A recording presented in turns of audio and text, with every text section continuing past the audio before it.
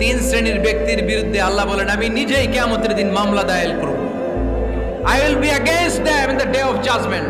Three categories of people I will be against them in the day of judgment. তিন শ্রেণীর লোক কিয়ামতের দিন তারা ছাড় পাবে না।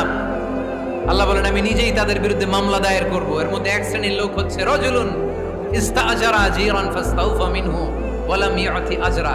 একজন শ্রমিক ভাড়া করে তার কাছ থেকে কাজ নিয়েছে কিন্তু তার পারিশ্রমিক আদায় করে নাই। এরকম আছে না নাই?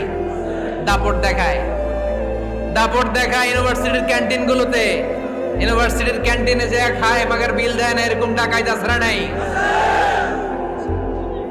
চায়ের দোকানে চা খায় পরে দিমু বিল দেয় না, আছে না নাই? দোকানে যে পণ্য কিনে বিল দেয় না পরে দিমু, আছে না নাই? কিয়ামতের দিন আল্লাহ তোরে মাস্তানি ছুটাবে, চিল্লা এখন ঠিক কিনা? আনা খাসমুহুম, আমি নিজেই তাদের বিরুদ্ধে মামলা দায়ের করব। কথাটা কার?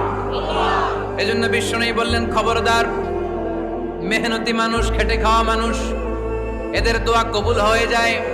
আতুল আজিরা আজরাহু ক্বাবলা আন ইয়াজিফা আরাকুহু। খবরদার, বিশ্বনবী বললেন শ্রমিকের ঘাম শুকিয়ে যাওয়ার আগে তাদের পারিশ্রমিক মিটিয়ে দাও। বিশ্বনবীর বিখ্যাত হাদিস, আতুল আজিরা আজরাহু ক্বাবলা আন ইয়াজিফা আরাকুহু। শ্রমিকের ঘাম মাটিতে লাগার আগে, শুকিয়ে যাওয়ার আগে তাদের পারিশ্রমিক মিটিয়ে দাও।